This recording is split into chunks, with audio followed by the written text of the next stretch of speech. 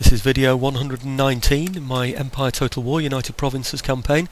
We've just had the turn end and we've moved into the summer of excuse me, of 1732.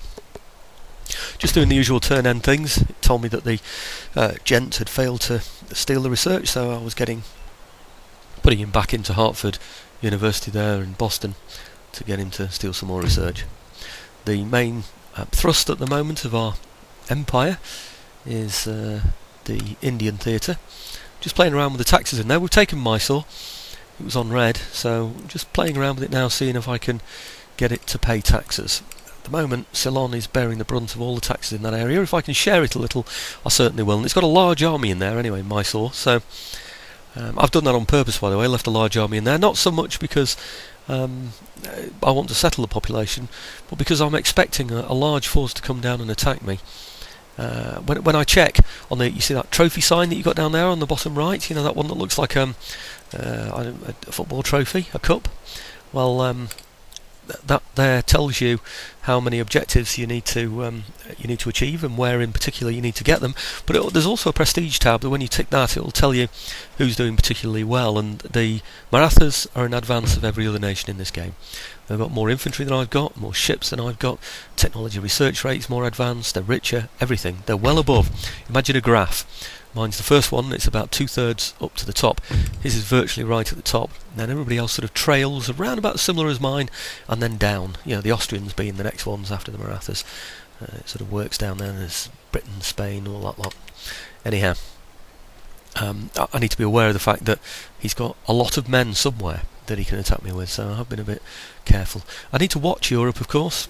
You never know what's going to happen. I've got my fortresses that I've built in there, and I'm manning them with the same men that I've had since the beginning of the game. Well, except for a few updated infantry, of course. You know, like the Scots, particularly good fighters. So I'm sort of depending on them being able to literally hold the fort for me. Madrid here is pretty well settled now. I don't need to keep many troops in there, and the land is very, very open there. Anybody who attacks me has got to go quite a long distance in order to get to me, and I can recruit quite a lot in only one turn. So I should be able to recruit a decent number of 5 units on top of what I've got already in there, plus the fortress to protect them as well. I should be able to hold anything off with a bit of luck. Upgrading all the churches as usual. Main reason for doing this one in southern Spain is that it will produce some missionaries that I can then send to Gibraltar, just south of that church, or perhaps even into Tangier, which is which is Morocco, just there, where I'm also building a church there. Not quite completed yet. I gave up on an industry down there. You know, it had been wrecked anyway by rebels, and I thought, do I need the money or do I need to convert them to my religion? And I've decided I definitely need to convert them to my religion.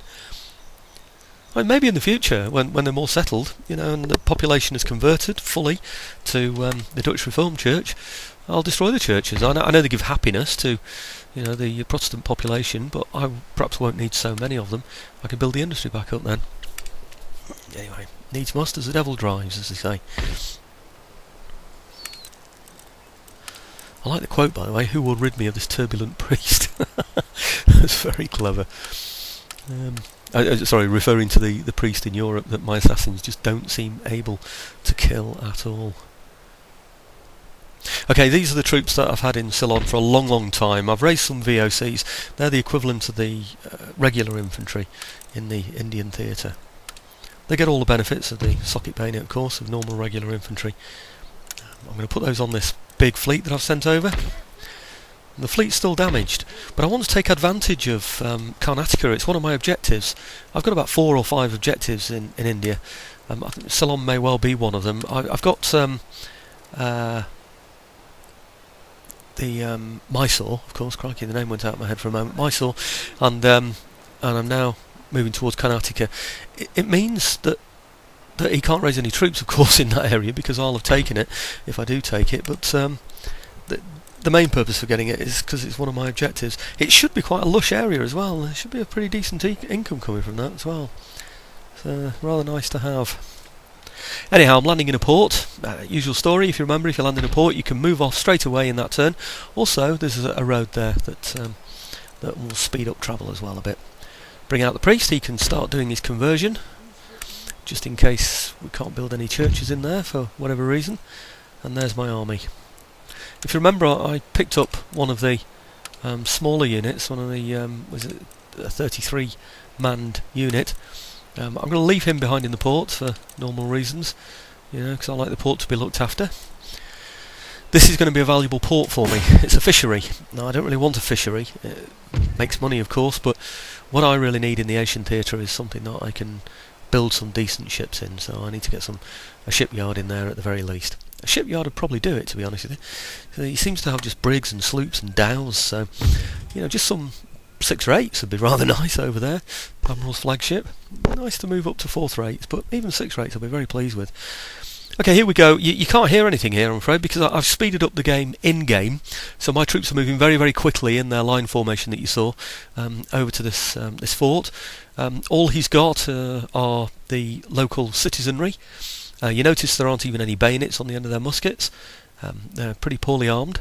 They look like fairly clumpy, old-fashioned muskets as well. They're firing the fort cannons at me, of course. There's a few of those on the walls. It's a bit like taking on a battery with perhaps 1, maybe 2 batteries, and 3 lots of 60s. They're only 60-manned units, those. They fire only single rank as well, and whilst to get the protection of the wall, when my chaps... Now, this is what decent troops look like. Look at these compared with the chaps that we just looked at. There we go. Column formation, I've put them in. Means I can move them around a bit more flexibly instead of having them in line. I put them in this formation, of course. They didn't arrive in this formation. I just got a whole column of lines, if that makes sense. Just a long trailing march column, really, of every unit in its own individual line formation. I've got some sepoys as well. So we've got sepoys and we've got VOCs. Very few sepoys. I brought some over though, simply because they should be, I hope, holding the fortress at some point. They're less expensive to maintain. It's a pretty decent shot there. You expect to lose about 20 men out of a 120-man unit. It's can be quite decent, some of that musketry fire. Anyway, we're forming lines.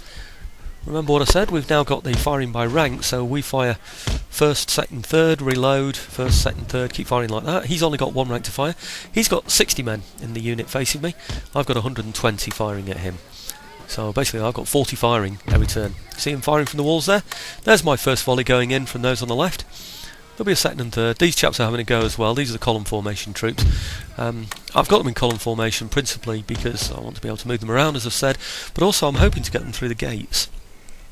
The idea is, my typical tactic on this is to go either side of the gate and then to move in over the gate to change the gate flag. Once you change the gate flag and it becomes yours, you can then move your troops through. And of course the idea of the game, the successful assault, is when you occupy the central area of the opponent's fortress.